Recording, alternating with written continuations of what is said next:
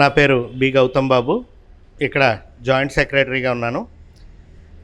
అంబేద్కర్ ఆలోచన విధానం పైనే మేము ఎప్పుడు కూడా పనిచేస్తూ ఉంటాం. అంబేద్కర్ ఆలోచన విధానాలు ఏంటంటే, అందరూ అనుకున్నట్టుగా ఒక్క జాతికో ఒక్క వర్గానికో చెందినవారు కాదు అంబేద్కర్ గారు. అంబేద్కర్ గారు రచించిన రాజ్యాంగం భారతదేశంలోని ప్రతి ప్రదేశానికి, ప్రతి వ్యక్తికి, అందరికీ కూడా అమలయ్యేటువంటి అద్భుతమైన రాజ్యాంగం. ఎందుకంటే మనకు ఓటు హక్కు కూడా లేని పరిస్థితుల్లో ప్రతి ఒక్కరికి కూడా, భారతదేశంలో జీవించే ప్రతి ఒక్కరికి ఓటు హక్కును కల్పించి సమాన హోదాను కల్పించారు. దీని ప్రకారమే ఇప్పుడు మన వెంట ప్రతి రాజకీయ నాయకులు కూడా ప్రతి ఒక్క వ్యక్తి వెనుక వెళ్తున్నారంటే ఆ మహానుభావుడు రచించిన రాజ్యాంగంలోని ఈ ఓటు హక్కు గురించే. అలాగే చదువుకోవడానికి కూడా ప్రతి ఒక్కరికి అర్హత కల్పించారు. నిమ్న బడుగు వర్గాలన్నిటికీ కూడా సంక్షేమ హాస్టల్స్ ఎన్నో తెరిపించి వాటి ద్వారా విద్యని, ఉద్యోగ అవకాశాలని కల్పించడంలో అంబేద్కర్ ప్రముఖ పాత్ర వహించారు.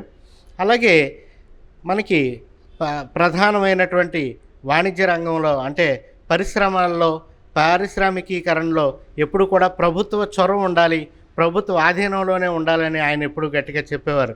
దీని ద్వారా ఏమవుద్దంటే ప్రతి ఒక్కరికి కూడా ఉద్యోగ అవకాశాలు సమానంగా ఉంటాయి. లేని పక్షంలో ఒక వర్గానికో లేకపోతే ధనిక వర్గానికో ఈ ఉద్యోగాలు అనేవి పరిమితం అవుతాయని, ఆయన ప్రతి ఒక్కరికి అవకాశం కల్పించాలని, ప్రతి రంగాన్ని కూడా ప్రభుత్వంలో విలీనం చేయాలనే భావనతో ఆయన ఉండేవారు.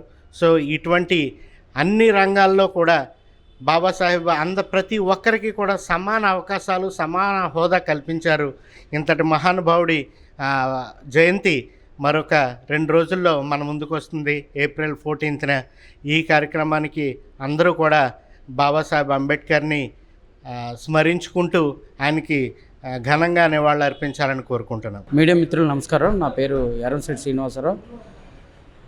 ముందుగా రేపు వచ్చే అంబేద్కర్ జయంతి సందర్భంగా ఈరోజు ఎస్సీలో మాదిగా రెల్లీలందరూ కలిపి ఇప్పుడిప్పుడు ఒక ఉన్నతమైన స్థానంలో ఉన్నానంటే దానికి ఒక కారణం, ఎస్సీల కులంలో ఉన్నటువంటి 59 కులాలు కూడా ఈరోజు నలుగురిలోని ఈక్వాలిటీగా ఉంటున్నారంటే కారణం ఆనాడు బాబాసాహెబ్ అంబేద్కర్ గారు చదువు ఒకటే దీనికి పరిష్కారం, అంటరం తనని పోవాలంటే చదువు ఒకటే పరిష్కారం అని చెప్పి మంచి వెపన్ని ప్రతి ఒక్కరికి తెలిసేటట్టు చెప్పి బాగా ఎడ్యుకేట్ చేయడం జరిగింది. అలాగే ఎడ్యుకేషన్ వల్ల ఇప్పుడు చాలామంది ఎస్సీసీలోని ఒక ఉన్నతమైన పొజిషన్లో ఉన్నారు, మంచి లాయర్లు ఉన్నారు, పోలీస్ డిపార్ట్మెంట్లో ఉన్నారు, అలాగే జడ్జిలు ఉన్నారు, అలాగే రాజకీయ నాయకులు కూడా ఉన్నారు.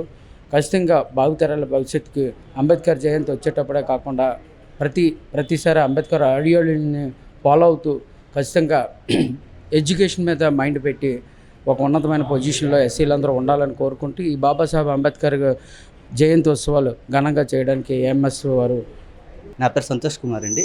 నేను ఇక్కడ డిఎస్సి ఉద్యోగం కోసం అంబేద్కర్ లైబ్రరీకి వచ్చి చదువుకుంటున్నాను. అంబేద్కర్ గారు ఏదైతే బాల్యం నుంచి ఆయన పడిన కష్టాలు అన్నిటినీ కూడా మనందరికీ భారత రాజ్యాంగాన్ని మనకి ఇచ్చి రచించి మనందరికీ అణగారిన వర్గాలని అందరినీ కూడా పైకి తెచ్చిన ఒక మహానుభావుడు. అటువంటి వ్యక్తి యొక్క లక్ష్యాలు ఆదర్శంగా తీసుకొని ఇక్కడ ఉన్నటువంటి అందరికి కూడా మాకందరికీ యూత్ అందరికి కూడా ఉపయోగపడుతున్నాయి. ఆయన జీవిత లక్ష్యాలు మేమందరం సాధించే విధంగా కూడా ముందుకు వెళ్తామని తెలియజేస్తాం. అంబేద్కర్ జయంతి 134 జయంతి రేపు రాబోతున్న జయంతి అంత కీలకమైనది. ఎందుకంటే అంబేద్కర్ చాలా కృషి చేసి బడుగు వర్గాలకు సంబంధించి ఎంతో కృషి చేశారు. అలాగే రాజ్యాంగంలో కూడా తన వంతు కృషి చాలా విలువైనది. ఈరోజు ఎస్సీ ఎస్టీ సంబంధించి అవ్వచ్చు, బీసీ సంబంధించి అవ్వచ్చు, విద్యార్థులు ఎంతోమంది ఉన్నత విద్యలు అన్వేషిస్తున్నారంటే దానికి కారణం అంబేద్కరే. ఈరోజు రాజ్యాంగంలో తీసుకొచ్చిన ఎన్నో నియమాలు సంబంధించి, అలాగే ఫీజు రిమెంబర్స్మెంట్ సంబంధించి, అలాగే రాజ్యాంగంలో మౌలిక హక్కులు, ప్రాథమిక హక్కులు సంబంధించి ఎన్నో విషయాల్లో ఆయన కీ రోల్ ప్లే చేశారు. అలాగే ఆయన ఉన్నత విద్యను అభ్యసించి జనాల్లో కూడా విద్యని, అలాగే తర్వాత అంటరానితనం, అలాగే కొన్ని ముఖ్యమైన అంశాలను తీసుకొచ్చి ఈరోజు రాజ్యాంగాన్ని అంత గటిష్టంగా తయారు చేయడంలో కీలక పాత్ర పోషించారు. ఇలాంటి వ్యక్తి యొక్క చరిత్రను ప్రతి విద్యార్థి కూడా తెలుసుకోవాలి, అలాగే ఆచరించాలని చెప్పి తెలియజేసుకుంటున్నాను. అలాగే ఈరోజు నెక్స్ట్ వచ్చే అంబేద్కర్ జయంతికి ప్రతి ఒక్కరు కూడా పార్టిసిపేట్ చేసి ఆయన కృషి ద్వారా మనం ఎంతో కొంత తెలుసుకోవాలని చెప్పి తెలియజేస్తున్నాం.